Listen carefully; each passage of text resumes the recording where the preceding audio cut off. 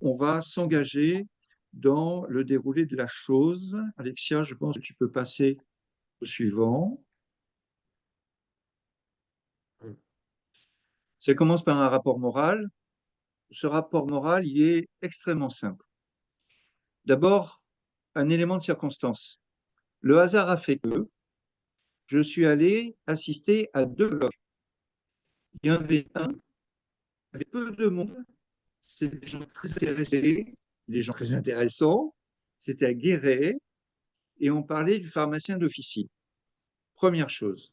Je remercie d'ailleurs l'équipe d'avoir monté ce format très, très intéressant, très différent de ce que je connais d'habitude, avec moins de monde, on avait fait le buffet avant, et il y avait là beaucoup de gens qui représentaient la profession de pharmacien d'officine et également les médecins.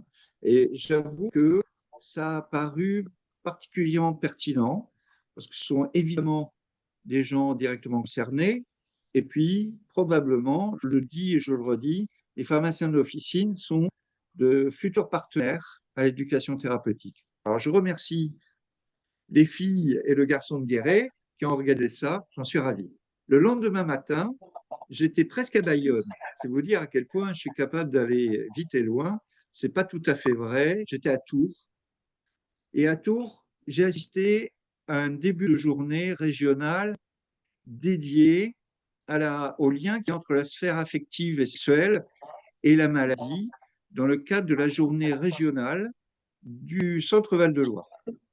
Et il y avait là quelqu'un qui a mis le feu à l'amphithéâtre et qui s'appelle euh, Caroline, ouais, parce que je suis un peu, voilà, Caroline Duvart. Et franchement, j'étais très très fier de voir Dayonnaise me dire à quel point c'était important pour les acteurs de l'éducation thérapeutique. Le rapport moral, vous le lirez si vous avez la curiosité à faire un tour sur le port, évidemment, mais je peux le résumer de la façon suivante. Premièrement, on a au moins 7 ans. Ça fait 7 ans qu'on existe, et donc théoriquement, on est à l'âge de raison. Pour ce qui me concerne, c'est pas gagné, jamais, jamais. Mais la preuve en est qu'on a été suffisamment rigoureux et actif pour mériter euh, une mission supplémentaire. Voilà, gagner, gagner. Comme tu saches, comme tu es raisonnable et comme tu fais les choses bien, on t'a filé une mission et pas n'importe quelle mission. C'est la deuxième chose que je vais vous dire. Fin 2024, nous avons accepté, mais sans vraiment beaucoup de discussions sur ce principe-là, on a décidé d'accepter la mission de coordination régionale du sport santé de PEP-Sénat. On va vous développer tout ce qu'on a à faire aujourd'hui, bien entendu, et c'est une mission importante, contraignante, parce qu'elle nous permet de faire le lien, une fois de plus, avec un autre monde que celui de la santé, qui est celui du sport, tout simplement. Et je le disais, c'est à la fois une obligation qu'on nous fait, et on va souscrire avec bonheur, et puis aussi, mais aussi, la possibilité qu'on a de faire, encore une fois, du métissage et de l'hybridation entre les pratiques du sport et les pratiques de la santé. Pour moi, c'est la chose la plus importante. C'est parfaitement en ligne avec l'éducation thérapeutique. Quand j'ai commencé à m'intéresser à la chose, c'était une ombre dans le décor, il y a 15 ans.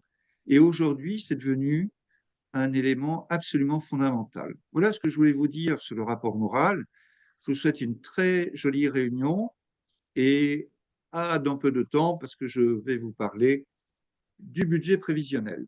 Voilà, donc je passe la parole à Paul, qui est notre maître d'œuvre en la matière et qui va procéder au fil rouge. Paul, je donne la parole.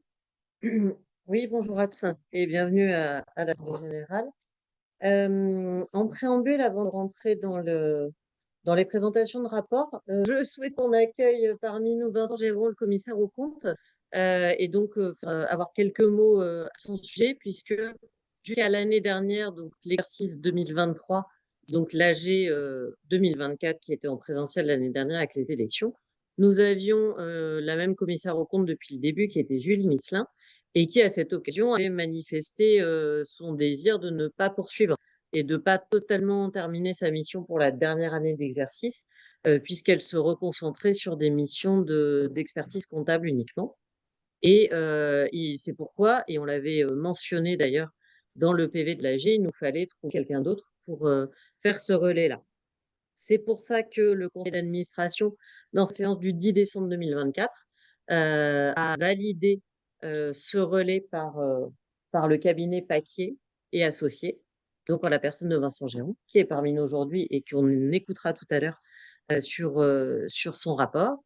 Et il y aura également une résolution mise au vote pour renouveler son mandat à partir du 1er janvier 2025, donc pour les exercices qui suivent. Voilà, donc je voulais qu'on l'accueille un petit peu, en tout cas qu'on puisse souligner ça arrive aussi dans notre collaboration à partir de l'exercice des comptes 2024. Et on est Merci ravis beaucoup. de le voir et de vous dire bonjour, Vincent. On est Voilà. là. Voilà. Merci. On Merci lui beaucoup. donnera Bonjour à parole. tout le monde. Merci. Merci.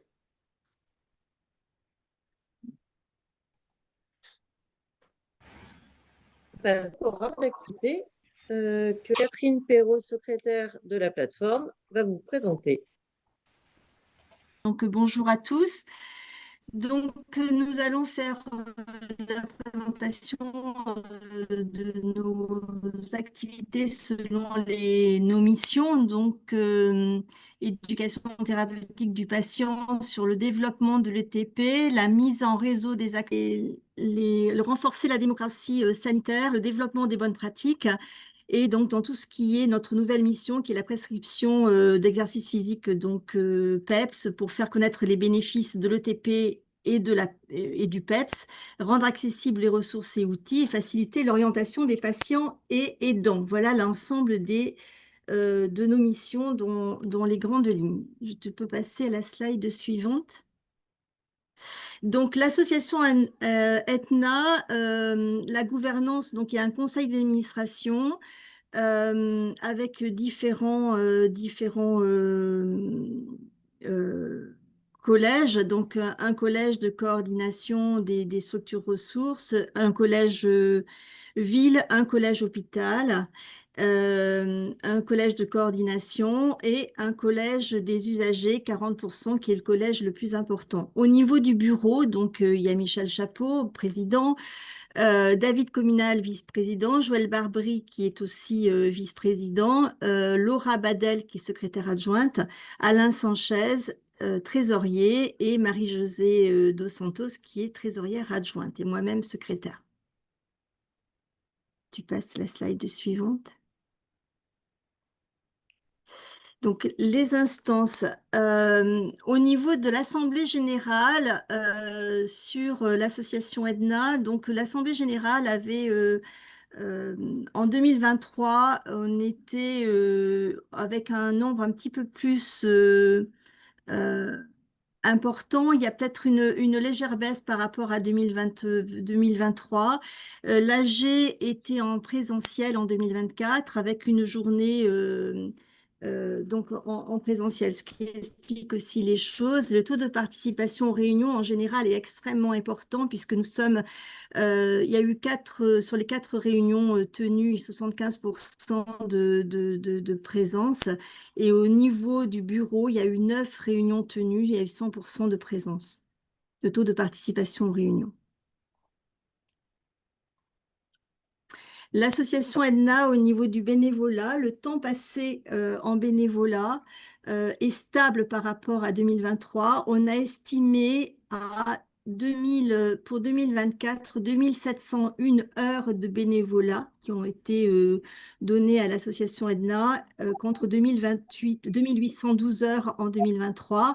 Et l'équipe opérationnelle est maintenant, vous la connaissez bien, c'est Paul Rigolet, donc Alexia Antoine, Fanny Génoli qui nous a rejoint pour le PEPS, qui s'occupe de la coordination régionale du PEPS. Il y a eu le recours à des prestations suite à l'arrêt de l'ILAM. Il y a eu un recours à des prestations sous communication avec Séverine Huguet.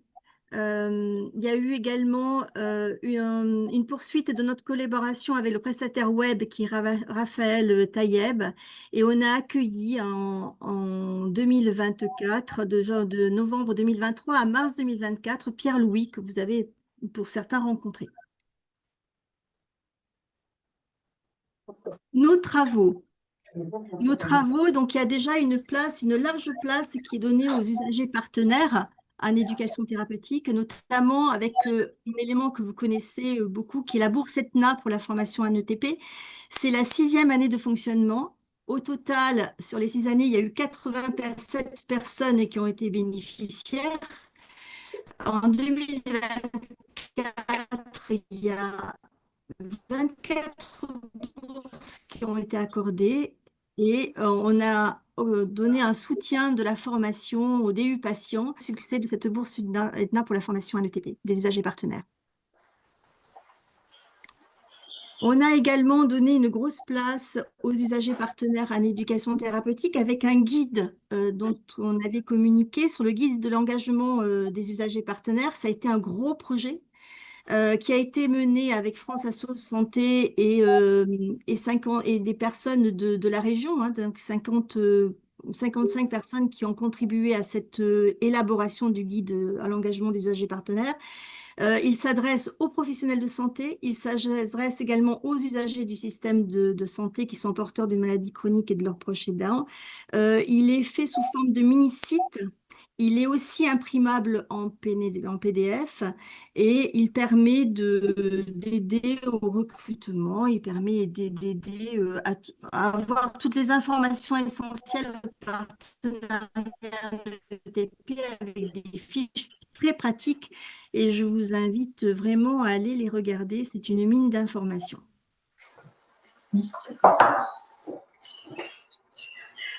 Tu passes à la slide suivante.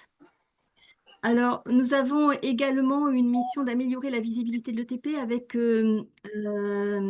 une enquête sur les effectifs formés à l'ETP entre 2018 et 2022, avec une étude transversale sur les organismes de formation en Nouvelle-Aquitaine qui dispensaient la formation des 40 heures à l'ETP. Donc là, il y a vraiment une liste des organismes de formation en Nouvelle-Aquitaine. L'objectif, c'était de quantifier le nombre de personnes formées à la dispensation de l'activité de l'ETP entre 2018 et 2022. On a eu 48 répondants au total, avec une offre de formation continue de 64%. Les organismes de formation continue, les UTEP 17%, et les organismes de formation initiale, l'IFPS et autres, et à 19%. Il y a près de 7650 personnes qui ont été formées à un ETP, donc 53% formées en Gironde, ce qui équivaut en Gironde à plus de 4000 personnes. 7650 personnes qui ont été formées à un ETP. Donc, on a également amélioré la visibilité de l'ETP avec la liste des programmes présents sur le territoire, sur la région. Donc, avec la cartographie EDNA, il y a 433 programmes d'ETP qui sont en cours de fonctionnement. Les pathologies les plus représentées, c'est le diabète, les maladies cardiovasculaires, la santé mentale, le surpoids, l'obésité et les maladies neurologiques et respiratoires. 26% de ces programmes sont dispensés en Gironde. Et en 2024, les fiches ont été mises à jour. En 2022, c'était 60% des fiches qui ont été modifiées pour une meilleure fiabilité des données. Et on vous rappelle que effectivement, ces données vous permettent d'avoir des extractions de l'ensemble des programmes sur la région, mais également aux opérateurs de programmes de modifier régulièrement les données lorsque vous avez des modifications, de le faire de façon à avoir une fiabilité des données et une fiabilité des programmes de la région. La visibilité de l'ETP encore, c'est diffuser une information, les actions de communication qui ont été faites. Donc, il y a eu le site internet Etna et le collectif Santé également, qui regroupe les usagers partenaires qui peuvent aider notamment à des programmes d'éducation thérapeutique. Il y a plus de 100 000 visites et plus de 3 millions de pages qui ont été vues sur ce site. Au niveau des réseaux sociaux, nous sommes présents sur LinkedIn. Il y a 5800 abonnés fin 2024. On a optimisé la page LinkedIn officielle, on a instauré une régularité de publication avec plus de 18% d'abonnés, ça a généré donc plus de 18% d'abonnés en un mois. On est présent sur Facebook, on est présent sur YouTube avec 2200 vues de vidéos et une optimisation des pages qui est maintenant bien opérationnelle.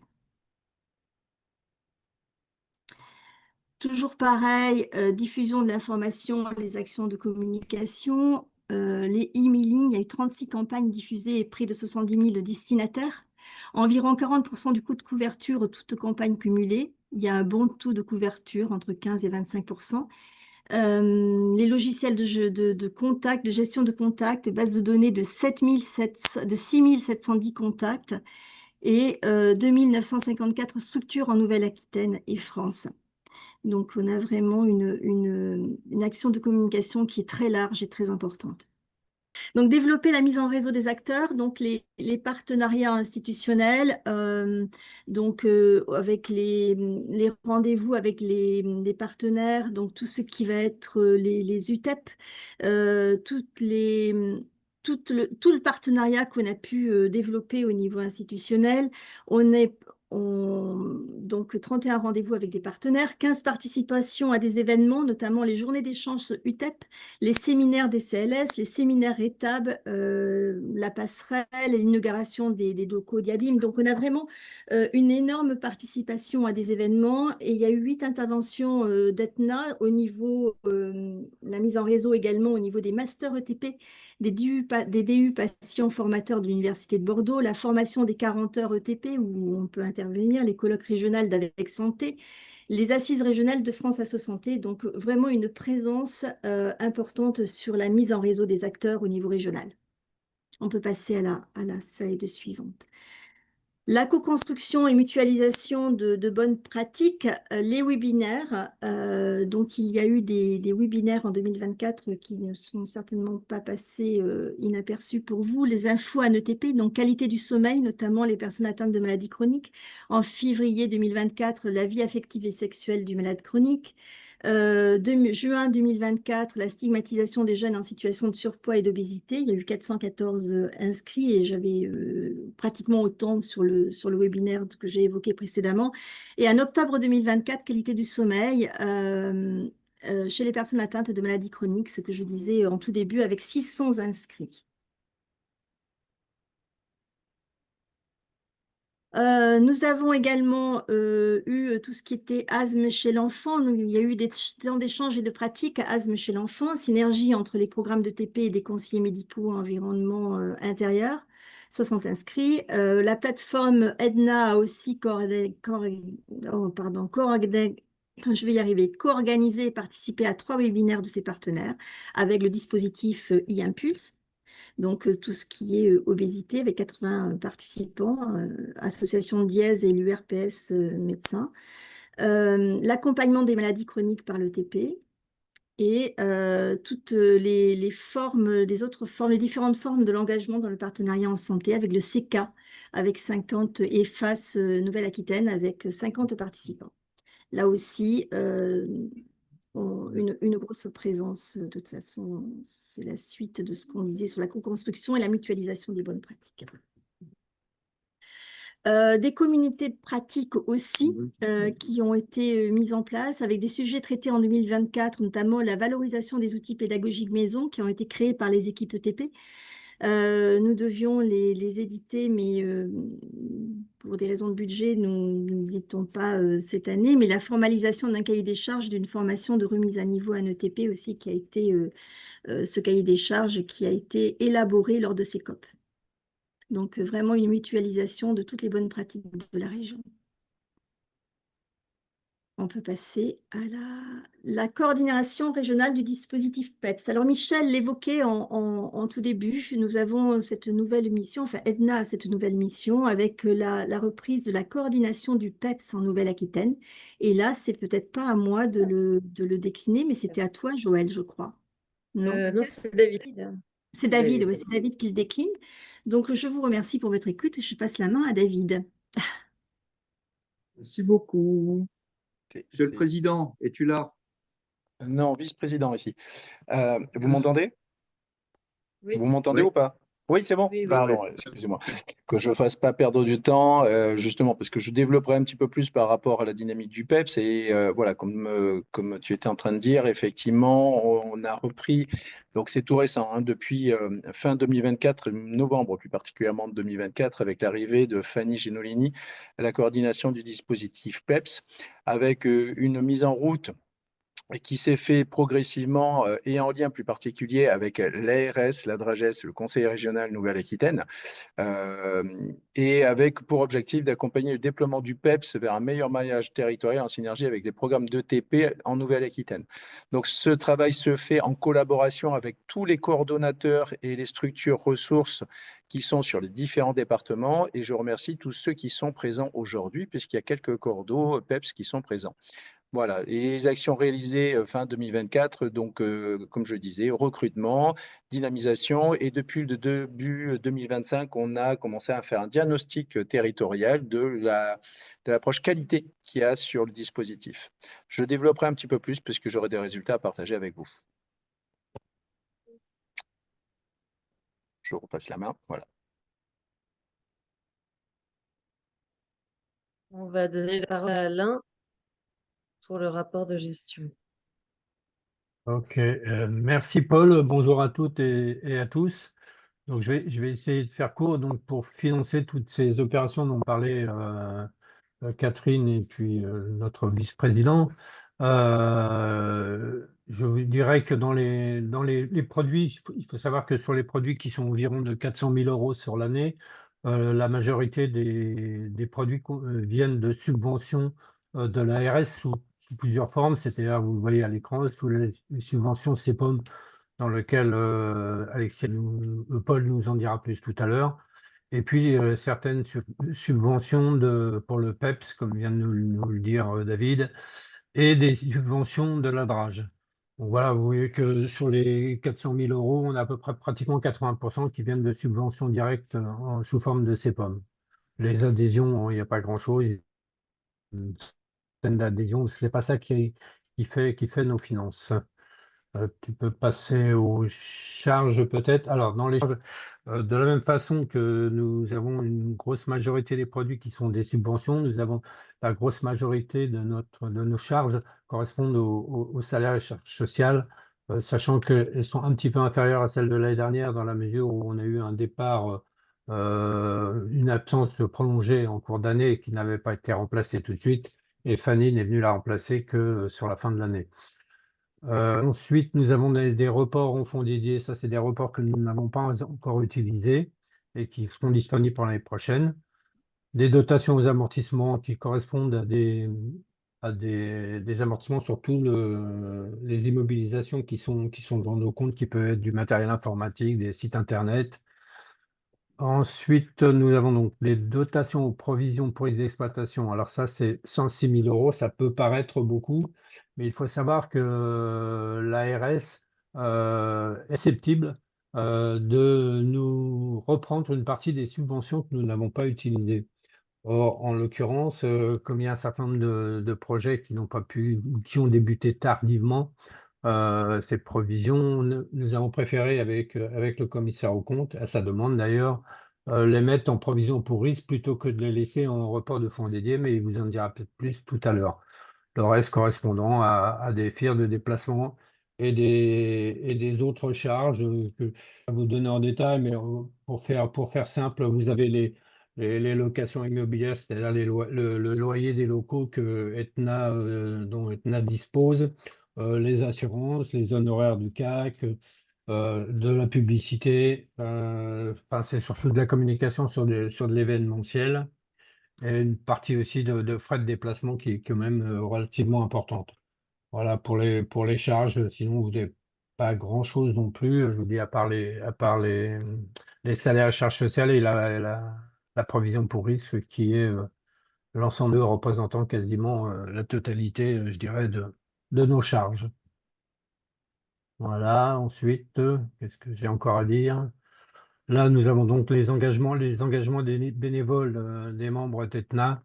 Alors, vous pouvez le voir, je suis peut-être un petit peu en retrait par rapport à l'année dernière, mais je ne suis pas sûr qu'on ait pris la totalité des heures de bénévolat. Je ne suis même pas sûr qu'il y a les miennes dedans parce que j'ai la fâcheuse habitude de ne pas les remplir. Et donc, peut-être qu'il en manque encore un petit peu, même si c'est pas effectivement l'heure. Voilà. Là, vous avez aussi envoyé en haut dans le bilan actif, vous avez la trésorerie qui représente 200 000 euros, les IMO dont je vous ai parlé, 51 000 euros, et l'actif circulant qui est le reste, hein, grossièrement. Et au passif, vous avez donc les dettes de la plateforme qui sont généralement des dettes fournisseurs, fiscales et sociales, et la provision pour risque dont je viens de vous parler. Voilà. Ensuite, voilà, ça, vous avez la répartition par mission. Donc, je vais pas vous les reprendre une par une, mais je pense que vous les avez sous les yeux, donc vous les lisez aussi bien que moi. Voilà. Et puis, voilà, en fait, c'est la conclusion du bilan financier, c'est que l'année 2024 a été marquée par des changements pour lesquels on ne sait pas, qui nous permettent de sécuriser un peu plus nos fonds au niveau de la plateforme, et l'intégration du PEPS qui a été faite, comme l'a dit David, fin 2024 et qui va commencer à pouvoir se développer surtout sur 2025. Voilà, si vous avez des questions, je suis à votre disposition. J'en ai fini, je peux redonner la parole à Paul s'il le désire. Oui, alors on va pour le coup redonner la parole plus longuement à Vincent Géron pour le rapport du commissaire aux comptes et après on ouvrira un espace d'échange à l'oral. Oui, bonjour à tout le monde, j'espère que vous m'entendez bien. Euh, je vais vous lire mes deux rapports, qui, euh, qui est un rapport, en tout cas un rapport sur les comptes qui est sans réserve et sans observation sur mon opinion sur les comptes.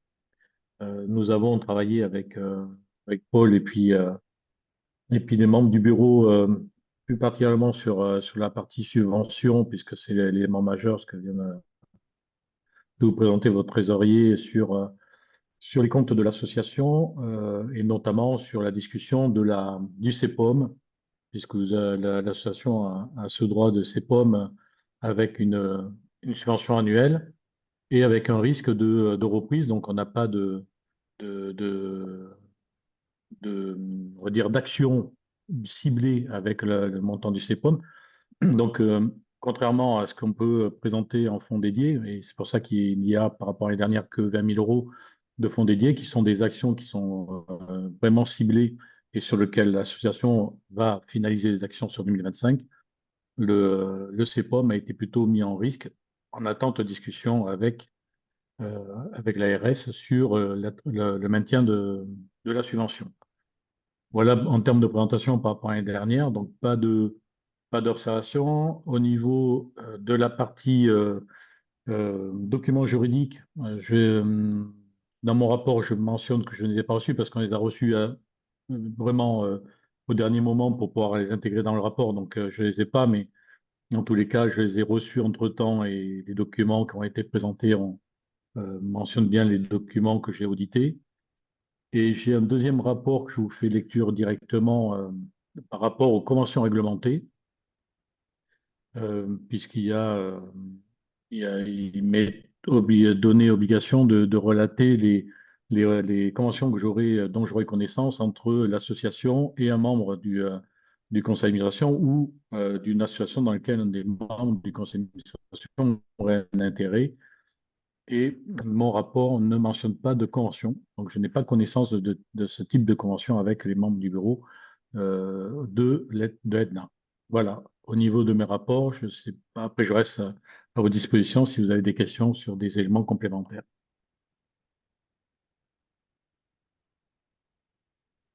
Merci beaucoup. Est-ce que vous avez des questions particulières sur la chose? Toutes les choses, même. Toutes les choses d'ailleurs.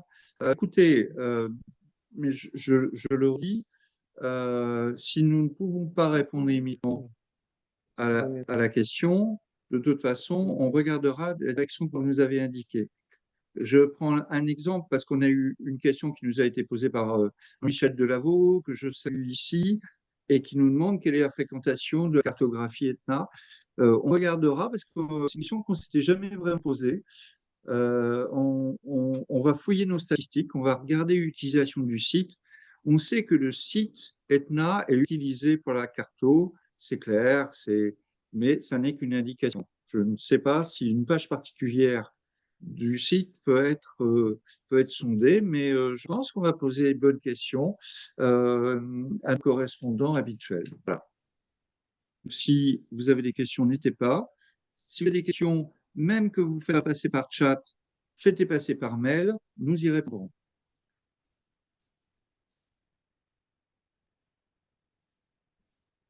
Bon, bah écoutez, on va passer aux perspectives 2025. Je vois pas, mais c'est quelqu'un qui lève la main. Je vois pas, non, pour l'instant personne. Non. Pour être sûr. Mais bon, de toute façon, la discussion est permanente avec nous, ça vous le savez, et les échanges d'informations sont multiples. Donc, eh ben, on va faire comme d'habitude. Paul, si tu veux bien, on va passer donc aux perspectives et passer la parole, je suis à Joël. Bonjour à toutes, bonjour à tous. Donc, on va voir ensemble les perspectives sur 2025 qui a déjà bien commencé et pour construire le TP de demain.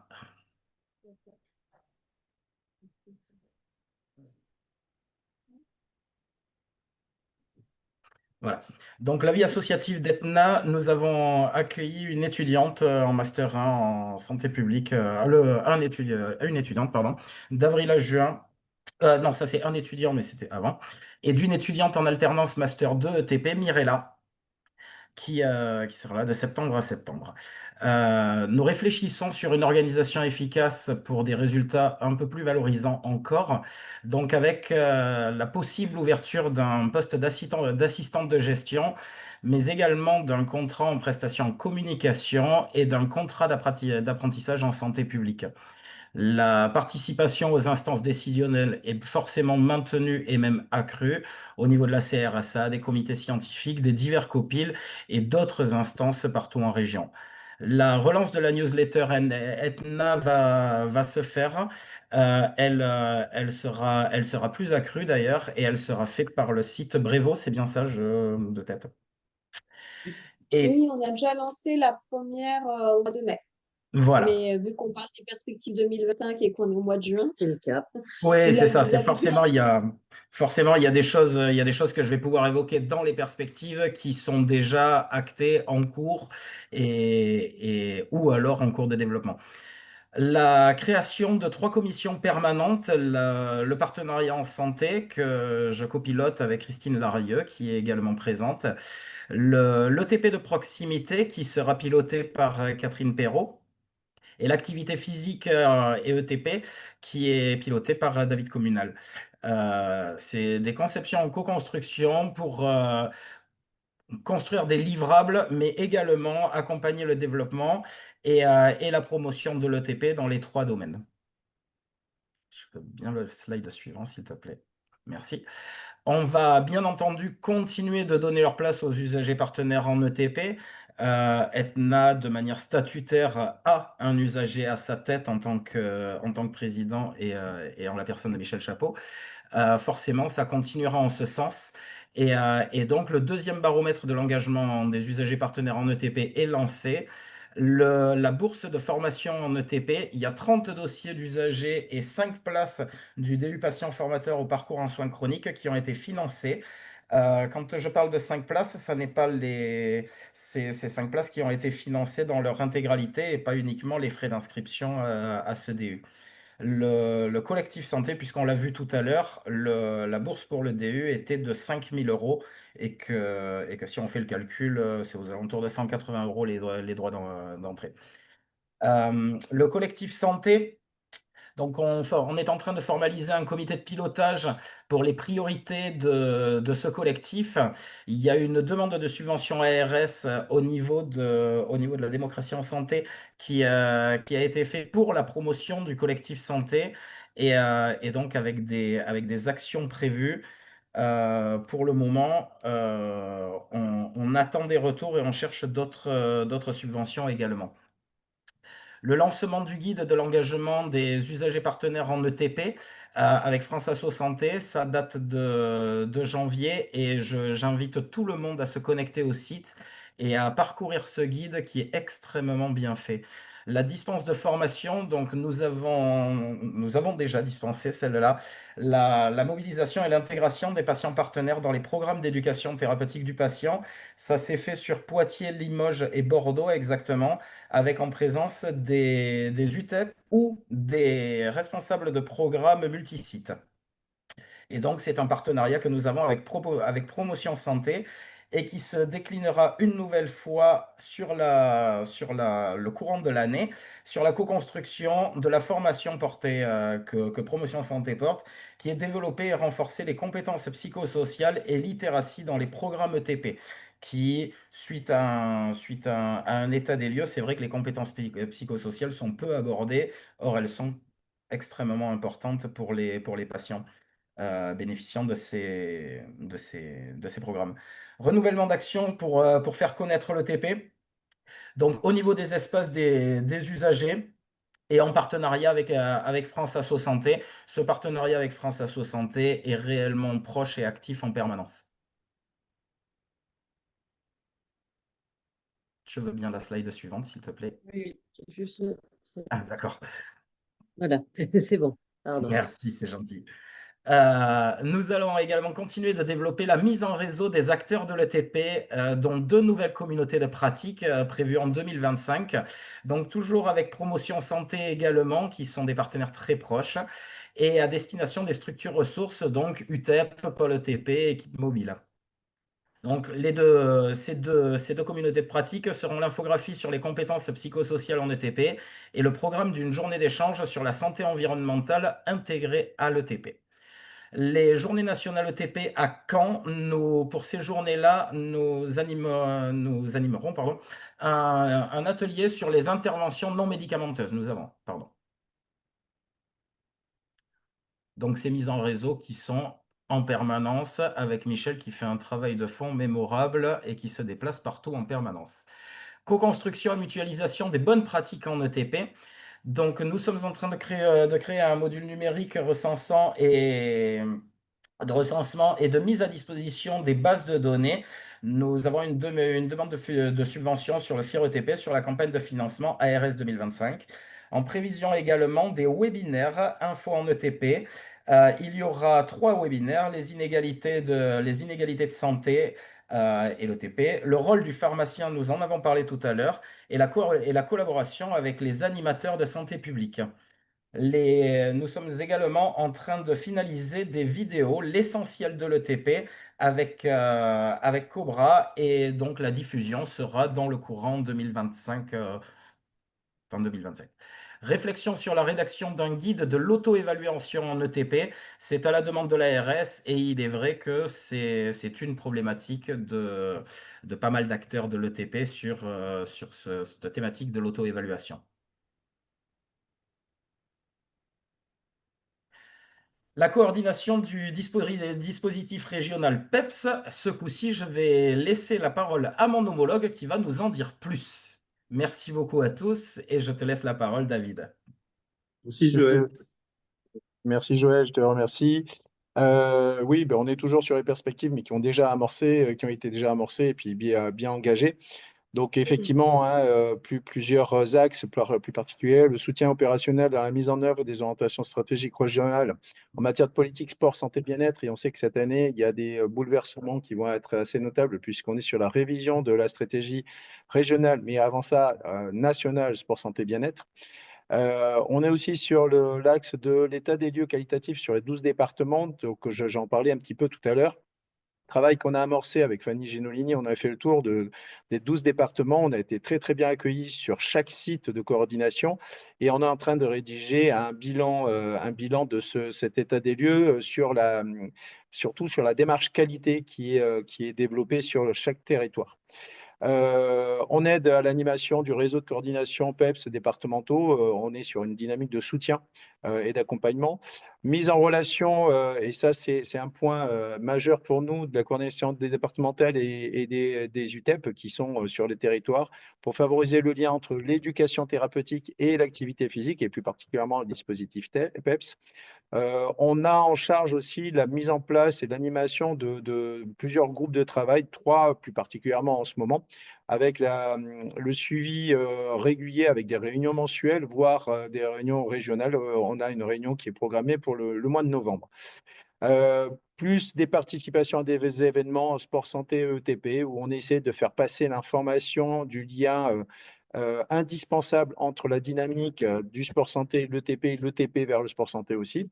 Un gros chantier à venir sur la refonte du site internet du PEPS, sur la dynamique où beaucoup de coordonnateurs œuvrent justement dans le cadre des groupes de travail pour faire les mises à jour nécessaires des documents sur lesquels on va s'inspirer pour remettre un site en adéquation avec les besoins du fonctionnement du dispositif PEPS.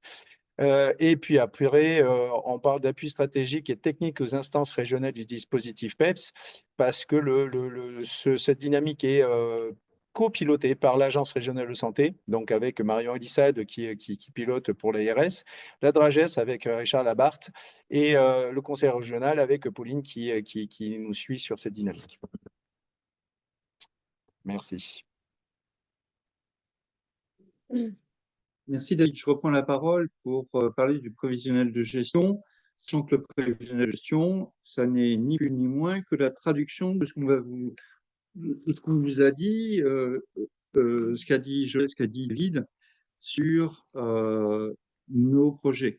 Et 2025, c'est pas très compliqué finalement. On l'a produit en retard ce budget. On aurait pu le produire en février, peut-être. Il a été redoutablement inexact. Parce que nous savons, on est sur un modèle qui est fondé sur une solution publique. Et il est clair que les pouvoirs publics ont, pris du retard à donner des sous. Je pense que je n'est pas les seuls dans la pièce à avoir constaté la chose. Nous sommes partis sur un budget de sommes sur lesquelles nous étions certaines. Okay, donc, on savait qu'on allait avoir une subvention CEPOM, 257 €. C'est là-dessus qu'on part. On part également sur une PEPS, 80 000 €. On en est sûr. Il y a un report de fonds dédiés. Vous savez, le report de fonds dédiés, c'est des fonds qui ne soient utilisés sur une année et qui sont reportés sur l'année suivante.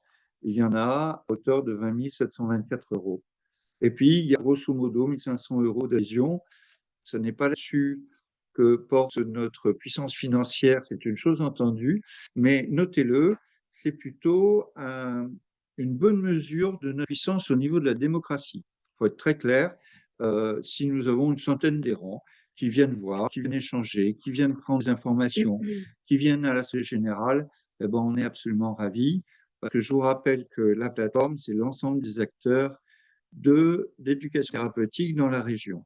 Paul? Les charges, eh ben, c'est un modèle qui ressemble évidemment à ce que vous connaissez, puisque c'est à peu de choses près le même modèle que le compte de résultat 2024, avec peu de dotations d'amortissement, avec 95 000 € qui sont employés pour le déploiement du PEPS. Et puis, les autres postes, on va revenir sur les autres postes. Paul, à nouveau. Voilà. Oui, pardon, alors je le développe rapidement. En réalité, dans les autres postes, il y a en particulier un net développement des transports, enfin, des frais de déplacement, parce que le PEPS nous oblige, c'est une obligation qui n'est pas mince, à aller voir de près les coordinateurs départementaux, à regarder de près ce qui se passe dans la mise en œuvre de la prescription sur ordonnance. C'est quelque chose qui nécessite beaucoup d'énergie. Alors, je le dis avec d'autant plus de force que Fanny Genolini, qui est actuellement en arrêt maternité, on en est ravis. On va la voir revenir courant du novembre, on peut dire ça, voilà. Et puis, on va continuer à aller voir de près, à discuter, comme on le fait d'habitude, bien entendu. Ça, c'est un premier point. Et puis, il y a d'autres postes qui sont importants, qui sont alloués à nos prestataires, dont Séverine Nancom, qui est devenue partenaire incontournable en remplacement d'Anne Riscala, puisqu'elle est partie. On a également, et on vous l'a dit, je le ressouligne à toutes fins utiles, Mirella Moffret qui nous avait donné plus que satisfaction, il faut être très clair. C'est la fille qui a fabriqué le baromètre 2025, le baromètre des usagers. Et franchement, on est ravis du travail qu'elle a fait. Et c'est pourquoi on va la voir revenir après les vacances. Elle aura pas des vacances bien méritées et elle va venir bosser avec nous. Puis dernier point, vous l'avez vu comme moi, il y a c'est de plus en plus compliqué pour nous d'aller chercher des subventions parce qu'aujourd'hui, on a plusieurs partenaires du côté pouvoir public avec des contraintes contractuelles qui nous sont données. Ça demande beaucoup de temps. On est en train de construire un appareil de données qui nous permet de répondre plus vite aux questions, par exemple, comme celle que posait M. Delaveau tout à l'heure. Qui c'est qui consulte la cartographie? Comment améliorer le fonctionnement de la dite cartographie? Ce genre de choses nécessite la mise en œuvre d'un poste qui est un poste d'assistant ou d'assistante de gestion de données d'une façon générale et tout ça est compris dans ce prévisionnel de gestion 2025. Voilà, j'en ai terminé. Et à nouveau, si vous avez des questions, sachant que, comme d'habitude, Jean-Michel Delaveau, qui est intenable, pose de bonnes questions. Et je le dis, moi, qui suis un gestionnaire, et je sais qu'il y a des gestionnaires dans la pièce également. Franchement, il y a un truc intéressant, un questionnement intéressant sur le modèle économique de l'ETP. C'est quelque chose sur lequel on doit se pencher. Tout le monde a des idées, tout le monde sait que c'est une affaire de sous, l'éducation thérapeutique, souvent une affaire de temps. Je sais qu'il y a beaucoup d'acteurs de l'ETP qui donnent temps, qui sont des professionnels, et le temps salarié, il est largement augmenté du temps bénévolat. On l'entend souvent, ça. Et personnellement, j'y suis sensible. Donc, par rapport à ce que dit Jean-Michel, je pense qu'on va regarder de près. Voilà. Avez-vous des questions? Alors, sur le chat, on a quelque chose. Et cela dit, le résultat va proposer une réflexion sur ce sujet en lien avec le rapport IGAS-IGF de juin sur l'amélioration de l'efficacité des ALD qui propose le développement de l'ETP pour les ALD principales dotées par CNAM. Eh ben, je pense que c'est une excellente réponse, évidemment. Il pose la réponse qu'il donne à sa propre question. Moi, je dis simplement la chose suivante. Ce modèle, il passe à la fois vers un meilleur équilibre dans les ressources obtenues, mais aussi à la façon de gérer les programmes. Et de ce point de vue-là, je pense qu'on a également énormément d'efforts à faire et de pratiques de rationalisation. Je pense qu'il y a des modèles efficaces qui ont été développés par des acteurs, que ce soit d'ailleurs en ville ou à l'hôpital, il faut être très clair, et que si nous échangeons les bonnes pratiques là-dessus, eh bien, nous arriverons à économiser des sous. Parce que l'histoire, finalement, en gestion, c'est avoir plus de sous d'un côté et moins les dépenser de l'autre. Donc voilà ma réponse par rapport à ce que disait Jean-Michel. Je précise également un point important. Jean-Michel a parlé du RESUTEP. Le RESUTEP, c'est le réseau des UTEP. c'est évident. Il est clair que actuellement, au plan national, se structurent à l'échelle nationale. nationale, absolument. Et il est clair également que les pôles d'éducation thérapeutique se structurent actuellement sur le plan national. Là, ce sont des réponses à une question absolument essentielle et des questions communes à tout le monde.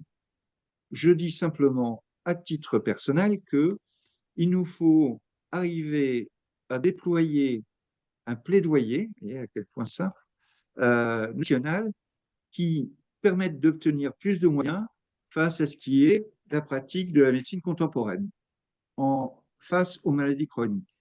À mon avis, ce dont nous souffrons, c'est surtout du manque de reconnaissance. Voilà, c'est mon avis, évidemment, je le partage avec moi-même, et si d'aventure vous le partagez aussi, j'en serais absolument ravi. Voilà, j'en ai terminé de mon côté. Paul? Non, mais c'est, voilà, si quelqu'un souhaite intervenir, avoir des précisions sur ce qui se trame en 2025 pour la plateforme ou une réflexion sur le prévisionnel, il peut lever la main et prendre la parole sans problème, avant qu'on passe à la suite. Ok. Je crois pas que je vois de main levée. Jean-Michel Non. Delavaux, si je Ok, peux me on passe au permettre. suivant. À moins qu'il y ait quelqu'un. Oui. Michel, c'est Ouais. Jean-Michel Delavaux. Oui. Aujourd'hui, le TP est en train de disparaître complètement des hôpitaux. On est en train les forfaits sont en train de se rétrécir. Je comprends la difficulté des ARS, hein. On leur demande des économies. Bon, chaque ministère le fait. Mais il n'y a pas de proportionnalité en disant quelle est l'utilité de l'ETP dans un contexte de maladie chronique augmentée, alors qu'on sait que c'est efficace et efficient, etc. Peut-être qu'il y a d'autres qui sont plus prioritaires à diminuer que l'ETP, alors que là, tout le monde en prend un grand coup sur le museau. Qui dit que demain, le forfait va pas être 100 euros, qui dit que le forfait, etc. Chaque ARS en région fait différemment. Bon, aujourd'hui, on voit la limite qu'il y a de ce modèle économique qui met en péril. On est en train de nous dire, nous, hôpitaux, la fête de l'ETP à l'hôpital, qu'à l'hôpital. Même si vous le faites des gens qui viennent à l'extérieur, ben vous ne pouvez pas facturer en externe, ce sera de l'hôpital. Voilà, donc on est en train je comprends que ceux qui préparent la politique régionale ne doivent pas rigoler pour avoir quelque chose de cohérent, mais on voit bien la fragilité du système, alors que TP est essentiel, c'est vraiment une part indissociable du soin. Bon, nous, le réseau national des UTEP, on prépare un plaidoyer là-dessus. C'est ce que vous avez dit, là, Etna a plaidoyer, mais il faudrait que les centres ressources s'associent aussi. Un plaidoyer auprès du ministère, sachant qu'il y a un rapport IGAS de juin 2004 pour une meilleure efficience des infections de longue durée, ce qui représente 60% des dépenses de l'assurance maladie. Dans une proposition, la 11, c'est de développer le TP. Bon, il y a tout un tas de mesures administratives, mais on voit bien que le TP, l'IGAS et l'Inspection générale des finances l'a mis en valeur. Donc, et c'est piloté par la Caisse nationale d'assurance maladie pour 2027. Voilà, c'est prévu.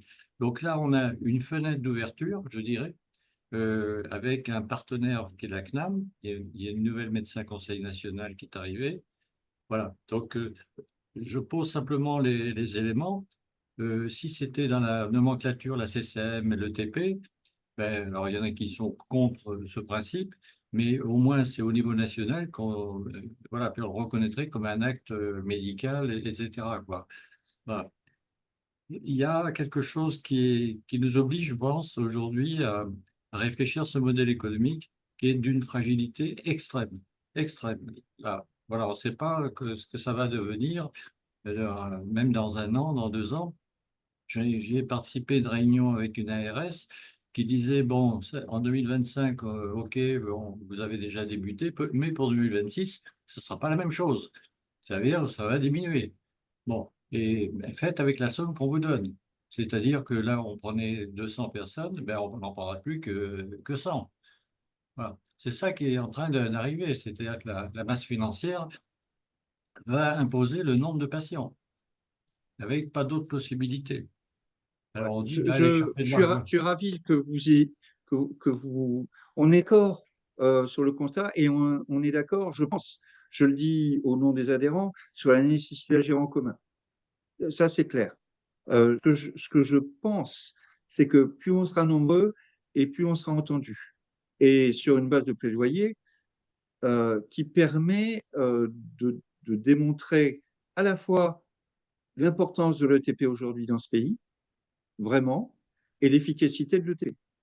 Et sur tout ce que vous venez de dire, on ne peut que donner notre accord. Donc, ce que je pense, c'est que il faudra repartir sur des actions nationales importantes. Vous vous souvenez peut-être, pour ceux qui ont un peu de mémoire comme moi, j'en ai plus beaucoup, mais j'ai celle-là, cette action, à dire presque viscérale, des acteurs de l'ETP lorsqu'ils ont entendu dire que la formation à l'éducation thérapeutique n'était plus inscrite dans, je ne sais plus quelle disposition réglementaire concernant la formation des professionnels de santé. Vous avez vu la réaction, la vitesse à laquelle c'est parti. Ce que je crois, c'est qu'on est capable de faire ça. Ça, c'est extrêmement, extrêmement intéressant. Voilà. Pour le reste, eh ben, on n'a plus qu'à se mettre d'accord et puis à avancer. Voilà. Je vous remercie à toutes et à tous. Il n'y a pas d'autres questions ni d'autres remarques. Paul, donc. Dans ce cas-là, on va passer au focus sur la dynamique sport santé et bien-être de Nouvelle-Aquitaine et la présentation du dispositif PEPS par David Communal, le vice-président. Avant ça, juste quelques mots. Donc, à l'attention des adhérents, vous avez reçu dans la matinée un mail de la part de Ballotilo qui vous emmenez sur la plateforme de vote, parce qu'on fait des votes en numérique. Et maintenant qu'on a vu l'ensemble des documents, si vous n'avez pas encore voté au moment où on a présenté les supports, vous allez avoir un petit moment pour le faire, puisqu'on va laisser les votes encore pendant la présentation sur le PEPS et on les clôturera sur la fin pour pouvoir publier en fin d'assemblée générale. Alors, je vais me permettre d'enchaîner sur la présentation du dispositif PEPS. Du coup, donc je vous prie d'excuser Marion Elissade de l'ARS, Richard Labarthe, qui devait être là, mais qui ne pouvait pas être disponible pour la présentation. Je vous prie d'excuser aussi Fanny Genolini, qui est la coordinatrice régionale PEPS, qui a été fraîchement employée au niveau d'Etna, mais qui vient de partir en congé maternité. Et donc, on lui espère de bons moments à venir sur les prochains mois, mais elle nous reviendra dès fin octobre, début novembre. Voilà. Donc, c'est moi qui vais vous faire une présentation. La présentation que je vais vous faire, c'est certains éléments du dispositif PEPS, un peu la dynamique régionale pour mieux comprendre de quoi il s'agit, et puis quelques éléments, quelques notions qui ont été partagées par Marion Elissade récemment au niveau d'une présentation au sein de l'ARS auprès de la direction générale. Et j'ai repris ce diaporama-là puisqu'il me semblait être très, très intéressant. Il y avait des données en plus sur le déroulement. Donc, pour vous expliquer rapidement la dynamique sport, santé, bien-être au niveau national, il mène d'une dynamique nationale qui va être renouvelée cette année. Donc, la stratégie sport, santé, bien-être et qui a sa déclinaison au niveau régional et avec un cadre plus particulièrement complexe. Non, restez sur la diapositive avant. Est-ce que vous pouvez revenir ? Vous avez été un peu vite. Je ne sais pas qui est aux commandes. Juste encore avant. Voilà. Non. Oui. C'est bon ? Voilà, merci. Donc, cette dynamique au niveau national est cadrée par un cadre législatif avec plusieurs textes lois qui se sont succédées depuis 2016. 2016, loi sur la prescription d'activité physique adaptée qui a pu se mettre en œuvre depuis mars 2017. Et puis, plusieurs textes qui sont sortis. On voit les dates de 2022, 2023, où on a pu affiner un petit peu plus la dynamique SSBE, la prescription, et voir apparaître entre-temps aussi les maisons sport santé. Donc, avec des réflexions au niveau national, avec l'apparition d'un guide par l'HAS sur les consultations et les prescriptions d'activité physique adaptée à des fins de santé chez l'adulte, plus particulièrement, et plusieurs textes de référence qui nous permettent de cadrer aussi la prescription. La déclinaison régionale autour de la prescription d'activité physique a vu naître le dispositif PEPS pour un cadrage régional formalisé du parcours et un maillage de mise en œuvre et d'accompagnement des personnes. Et dans ce dispositif, on a vu aussi apparaître les maisons sport santé qui étaient sur un pilotage national avec une déclinaison au niveau régional et qui est en complémentarité avec le dispositif PEPS sur le territoire. Vous pouvez passer à la suivante, s'il vous plaît. Non, la suivante. Merci. Donc, avant de revenir et développer un petit peu plus la dynamique du PEPS, la stratégie régionale est beaucoup plus large que ça et comme vous voyez apparaître à l'écran, concerne tous les âges de la vie. Et cette stratégie sport, santé, bien-être a des axes de déclinaison au niveau prévention primaire, tout départ, puis secondaire et tertiaire pour tout ce qui est le cadre de la prescription. Et donc, vous voyez déjà dès la petite enfance, on a un cadre qui est dans cette revue sur la nutrition, sur l'alimentation, avec un encart sur l'activité physique dès la périnatalité, des éléments qui apparaissent chez les enfants, avec les actions Bouge tes baskets, les 30 minutes d'APQ, toutes les dynamiques qui sont en train de se développer. Le PEPS est en train de se développer également chez les jeunes, les 6-17 ans, et plus particulièrement avec une focale chez les jeunes qui ont une problématique de surpoids. Et d'ailleurs, je remercie, on a de présent aujourd'hui Caroline Carrière et Roman Pisano qui sont du REPOP Aquitaine avec qui le projet se développe. Des actions qui sont sur la région, auprès à destination des ados aussi, avec le projet ICAPS, avec toute une dynamique. Les maisons sport santé qui accompagnent aussi en parallèle de toute cette dynamique dès le plus jeune âge pour certains. Et puis après, avec des actions qui nous amènent aux EHPAD avec des actions qui sont rondement bien menées sur le plan anti-chute, avec des développements d'activités physiques adaptées en EHPAD. Vous pouvez passer à la suite. Merci. Au niveau focus par rapport à dispositif PEPS, voilà, je vais vous relater certaines diapositives qui sont, comme vous voyez, qui sont taguées en bas de l'ORS, donc l'Observatoire régional de la santé de Nouvelle-Aquitaine, qui a été missionné justement pour faire un état de l'évolution et du travail qui a été fait au niveau du dispositif PEPS sur l'organisation jusqu'à 2024. Le travail continue sur 2025, bien évidemment, mais je vais vous relater certains éléments jusqu'à 2024. Donc là, au niveau des objectifs publics prioritaires, on voit que les enfants et adolescents en surpoids et obèses, c'est ce que je vous disais tout à l'heure. L'objectif, c'est de mettre en place des interventions le plus précoces possible, avec complément de dispositif des missions on retrouve ton cap qui sont déjà développés et un appui face à l'insuffisance de l'inexistence d'offres d'activités physiques adaptées dans la filière obésité pédiatrique, même si déjà il y a des choses qui sont mises en place, ce n'est pas suffisant pour couvrir l'ensemble du territoire. Pour les 18-39 ans, qui est un public prioritaire aussi, on va prioriser aussi les personnes qui sont en surcharge pondérale, plus autres facteurs de risque. Et là, l'enjeu, c'est justement l'action MIVI en lien avec la consultation prévention, avec toute cette dynamique qui est autour des actions de prévention. Donc, on va avoir un accompagnement qui va être fait dans la dynamique de l'éducation thérapeutique, en présentiel ou en IETP aussi, on citait le programme Impulse, mais justement pour qu'il y ait une continuité après ces programmes-là vers également le dispositif PEPS et l'accompagnement qui peut être fait dans les structures sportives. Et après, pour les 40-59 ans, ça va être plus particulièrement les personnes qui souffrent d'obésité encore, maladies cardiovasculaires, diabète, cancer. Et là, on est sur une dynamique aussi de mise en place d'accompagnement dans l'activité physique comme élément non médicamenteux de prise en charge des pathologies chroniques. Donc, ça fait référence à un document de l'HAS qui date de 2011 et qui avait mis en place, qui avait proposé l'activité physique comme thérapeutique non médicamenteuse. Voilà. Donc, ça, c'est un complément des dynamiques qui sont déjà en place et des programmes de TP. Vous pouvez passer à la suite, s'il vous plaît? Voilà. Alors là, on a un aperçu du travail qui est fait sur le territoire.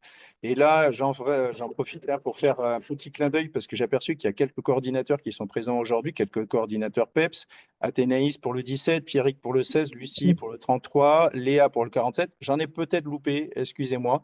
Mais c'est eux qui œuvrent sur le terrain pour dynamiser sur chacun des territoires des départements, pour dynamiser justement autour de la prescription et des besoins des personnes sur le territoire. Et là, vous voyez que vous avez en bleu, justement sur l'histogramme, tous les nouveaux dossiers PEPS et en vert, la file active. Et on est sur une montée exponentielle des besoins et de l'accompagnement qui est fait avec un beau pic justement sur l'année 2024. Et ensuite, sur la gauche, vous avez la répartition des personnes qui sont accompagnées. Donc aujourd'hui, plus de 20 000 personnes prises en charge depuis 2018, dont 71% en 2023-2024. Donc c'est pour vous montrer comme quoi on a une augmentation, une accélération de l'accompagnement dans les process, avec une répartition que vous voyez plus particulièrement importante à partir de 41 jusqu'à plus de 70 ans, et très peu chez les plus jeunes, alors qu'on a des gros besoins chez cette population aussi. Vous pouvez passer à la suite. Alors, le taux d'inclusion, justement, dans le cadre du PEPS entre 2018 et 2024 sur la pathologie d'inclusion, pour 10 000 personnes prises en charge pour ces pathologies. Et vous voyez justement sur la droite, plus particulièrement, donc on va passer sur la gauche, hein, l'entrée principale des personnes qui sont avec une surcharge pondérale, mais en filant sur la droite, on va avoir des chiffres qui montent, mais c'est pour plus particulièrement l'objet numéro 1. Malheureusement, on n'a pas de dissociation là des sujets polypathologiques et il peut y avoir justement un couplage de plusieurs pathologies avec, comme vous le voyez, un fort accompagnement plus particulier des femmes, mais c'était les chiffres qu'on avait auparavant. Donc les maladies cardio-neurovasculaires, les cancers, troubles psychiatriques, maladies respiratoires, pathologies neurologiques ou dégénératives, qui sont les plus importantes pathologies qui sont accompagnées, du moins, pour revenir, les personnes qui ont ces pathologies qui sont accompagnées dans ce cadre-là. Tu peux mettre la suivante, s'il te plaît? Non, la suivante. Là, on est à la précédente. Voilà. Et justement, c'est pour ça que je reviens sur ce point-là, c'est que dans la population qui est accompagnée, même si ça paraît secondairement, vous voyez justement la problématique de surcharge pondérale, que ce soit chez les hommes ou les femmes. Et on voit que plus de la majorité, hein, parce que chez les hommes, c'est 76% et chez les femmes, 69% des personnes accompagnées sont en surcharge pondérale, mais ce n'est pas l'objectif premier de l'orientation, c'est ce que je vous précisais juste avant, puisque c'était qu'un petit pourcentage pour ceux qui sont orientés que pour une problématique de poids. Voilà, tu peux en mettre la suivante. Au niveau du dispositif PEPS, alors j'ai oublié de le remettre, le site et toutes ces informations, les accès aux ateliers, tout ça sont accessibles directement sur le site peps-1a.fr, où vous avez la cartographie que vous voyez là à l'écran, où on voit apparaître justement en rose les ateliers passerelles, en bleu les pratiques encadrées élan et les pratiques encadrées déclic en vert. Là, pour certains d'entre vous, vous allez me dire, mais à quoi ça correspond? Alors, de façon simple, les pratiques encadrées déclic, ce sont des pratiques qui sont encadrées dans les clubs sportifs avec des éducateurs sportifs traditionnels qui ont été sensibilisés à la problématique de la santé. Donc, ils ont une formation de 40 heures à la sensibilisation des pratiques en sport santé. Au niveau des pratiques encadrées Élan, on est là face à des personnes qui sont avec une formation complémentaire, qui peuvent être des enseignants APA, des kinés, des éducateurs sportifs avec des formations spécialisées sport santé beaucoup plus conséquentes et qui vont accompagner les personnes qui ont beaucoup plus de besoins et plus précisément de besoins par rapport à leurs problématiques de santé. Et ensuite, on a les pratiques, les ateliers passerelles, où là, on n'a que l'expertise des enseignants APA ou kinés qui permettent l'accompagnement, puisque là, on est sur des programmes de seulement 3 mois, renouvelables une fois, avec 1 à 2 séances par semaine, pour accompagner justement les personnes qui en ont besoin, mais qui ont besoin d'un accompagnement plus spécifique avant de reprendre dans le milieu traditionnel, même si c'est pour ensuite aller sur une pratique encadrée, élan ou déclic. Donc, dans ce cadre-là, justement, on voit les orientations qui se font et suite à des bilans qui sont organisés, alors soit par le Cordo, soit par les plateformes PEPS d'évaluation, il y a des orientations qui sont faites vers les programmes passerelles, élan, alors essentiellement passerelles au départ, et puis après élan et déclic. Aujourd'hui, on a 1567 sur l'ensemble de la Nouvelle-Aquitaine activités référencées, 161 passerelles, 461 élans et 947 déclics, répartis sur 862 structures sur l'ensemble du territoire Nouvelle-Aquitaine. La suivante, s'il te plaît. Voilà la cartographie régionale des différentes domiciliations des bénéficiaires PEPS. Comment ? Des bénéficiaires PEPS à l'échelle des différents EPCI, puisqu'il y a un découpage en EPCI sur l'ensemble du territoire. Et là, on voit aussi apparaître les maisons sport santé, qui sont un relais incontestable justement de la dynamique. Et justement, sans ces maisons sport santé, il y a certains territoires qui seraient complètement déserts d'accompagnement. Et également les maisons sport santé départementales qui font un encadrement et un accompagnement plus mobile sur les territoires. Vous voyez aussi les plateformes d'évaluation qui apparaissent et les ateliers passerelles. Sur la suivante, s'il te plaît. Alors, pour pouvoir accéder à ce dispositif, eh bien évidemment, il y a un point essentiel, c'est le prescripteur. Le prescripteur qui est, alors depuis, initialement, c'était que le médecin généraliste, et puis rapidement, la loi a fait évoluer vers la possibilité aux médecins généralistes de prescrire, et récemment aussi les infirmières IPA qui peuvent apparaître dans les prescripteurs. On a une évolution depuis 2018, donc de 2018 à 2024 sur les prescripteurs. Et là, vous voyez en bleu sur l'histogramme, sur la gauche, justement le nombre de prescripteurs et à droite, en vert, le nombre de prescriptions réalisées. Et là, c'est pareil, on voit une montée exponentielle du nombre, plus particulièrement de prescriptions. Et si on regarde un peu plus en détail, justement, quels sont ces prescripteurs et puis leur engagement, du moins, quels sont, pas forcément, mais surtout comment ils s'engagent à prescrire, on voit qu'en bleu, plus de 50% d'entre eux font une seule prescription. En vert, c'est ceux qui prescrivent, donc à hauteur de 35%, font 2 à 4 prescriptions par an. Et puis après, on a des déclinaisons jusqu'aux super prescripteurs, j'aurais tendance à dire, qui sont plutôt à prescrire 30 à 50 prescriptions par an, justement dans la dynamique. Donc, c'est justement ça qui fait qu'on a un dispositif qui fonctionne bien. C'est grâce justement à la prescription et la motivation de ces prescripteurs à orienter vers le dispositif pour qu'il y ait un accompagnement complémentaire à la prise en charge habituelle des patients, justement vers un accompagnement en activité physique. La suivante. Voilà, donc si vous avez des questions par rapport à tout ça, moi je suis disponible pour répondre. Il y a quelques coordinateurs départementaux qui sont aussi présents, donc qui pourront être en relais. Je tiens à souligner aussi que certains départements font déjà bien le lien entre la dynamique de l'éducation thérapeutique et du PEPS. Sur ça, c'est pas encore bien réparti sur l'ensemble du territoire, puisque, comme on en parlait, il y a certains programmes suivant les territoires, programmes d'éducation thérapeutique qui sont des fois déjà en difficulté sur le maintien. Donc, la mise en réseau n'est pas forcément évidente. Et puis, des fois, les contacts ne sont pas forcément faciles, puisque c'est des institutions différentes qui sont aussi apportées, à la fois le dispositif PEPS ou le dispositif ETP, à l'exception de certains comme sur le 16 avec Pierrick, où on a une structure qui porte toutes les dynamiques. Voilà, je vous remercie. Merci beaucoup, David.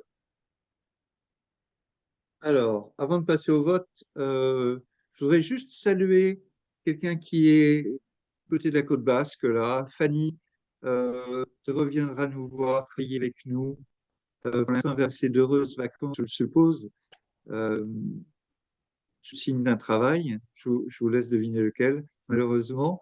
Mais je pense une chose, c'est que je le dis aux adhérents ici et aux adhérentes, s'il vous plaît, allez donc tester la mécanique. Allez donc voir comment ça se passe. C'est ce que j'ai fait à titre personnel, hein. Je suis allé me soumettre à la procédure et j'ai été déçu. Franchement, j'ai eu d'excellents correspondants. Je l'ai fait dans l'esprit de test, évidemment, pour savoir ce que ça voulait dire. Et si vous faites l'expérience de la chose, je suis persuadé que vous saurez nous remonter des informations pertinentes, peut-être négatives, sans doute positives, sur l'existant.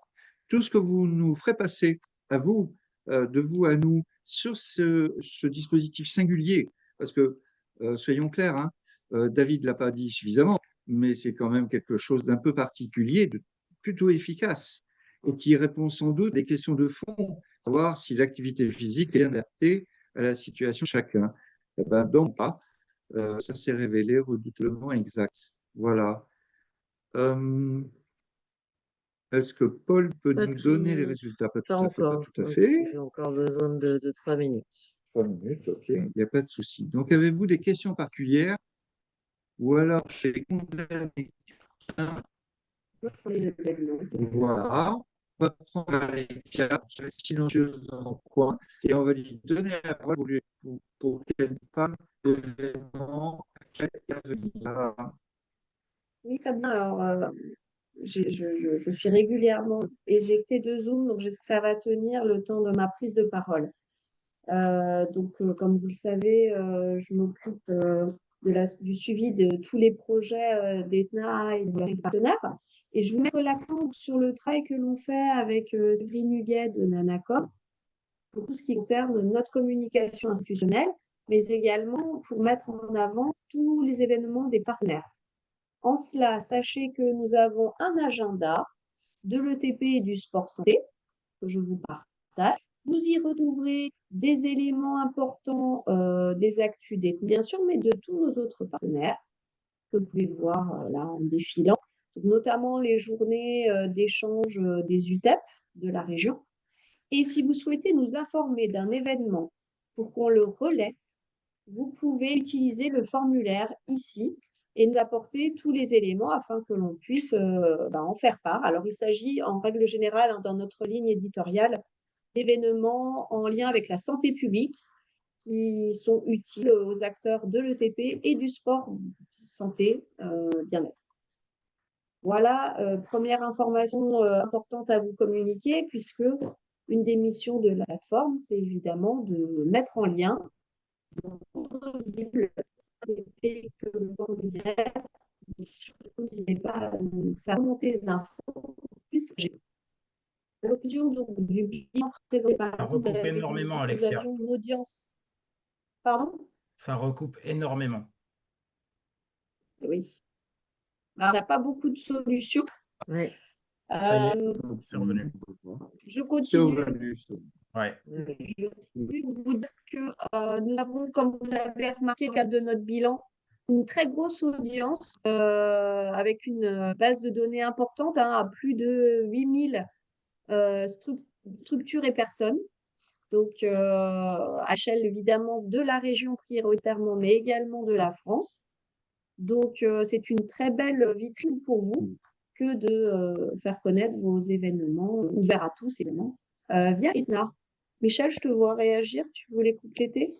Oui, je pense que une des faiblesses qu'on a structurellement en éducation thérapeutique, c'est aussi que nous sommes insuffisamment connus au public.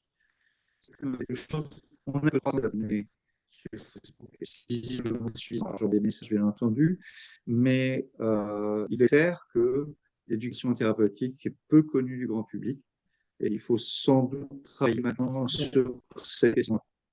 Il y a une autre chose qui n'a pas été dite, mais sur laquelle nous allons travailler également.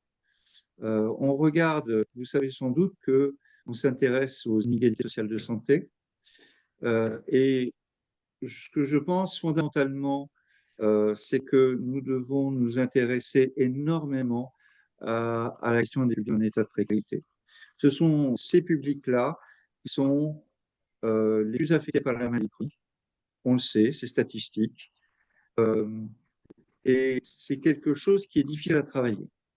Il se trouve que la semaine dernière, j'étais à Rochelle et j'ai écouté une histoire de chemin du hérisson. Les chemins du hérisson, c'est une association qui s'est fait une spécialité de travailler avec les hommes. Alexandra Sanchez est la coordinatrice du DAC-UTEP de la Charente. Elle nous a fait une remontée d'informations absolument phénoménale sur la façon de travailler et faire de l'accompagnement sur l'asthme de mémoire, oui, vers les populations. Il y a un savoir-faire spécifique à mettre en œuvre vers les personnes en situation précaire, vers les Roms, vers les personnes qui sont incarcérées, vers les personnes qui accumulent des problèmes, pour arriver à faire passer l'idée que, premièrement, la maladie chronique, c'est un élément de la situation, ce n'est pas simplement la conséquence, et que si on travaille sur sa situation personnelle vis-à-vis de la maladie, eh bien, les acteurs de l'ETP font œuvre utile pour faire passer cette idée-là aux gens en situation précaire. Voilà. Ça, je voulais quand même vous le dire parce que c'est quelque chose qui vient de son nez et je trouve que c'est absolument essentiel. Paul, as-tu terminé? Oui. Oui. Presque. Il se trouve que j'étais donc dans la présentation en train de vérifier les possibilités de vote des uns et des autres. Donc, effectivement, Sylvain et Christiane ont reçu un lien en direct. Et les autres personnes qui me disaient qu'ils n'avaient pas eu le lien n'étaient tout simplement pas adhérents, n'avaient pas renouvelé encore leur adhésion.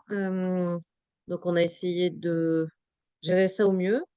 Ce que je vous propose simplement, c'est peut-être juste de rebalayer en 2 minutes les différents thèmes de vote. Ça va me permettre de clôturer de mon côté et de pouvoir publier après les résultats.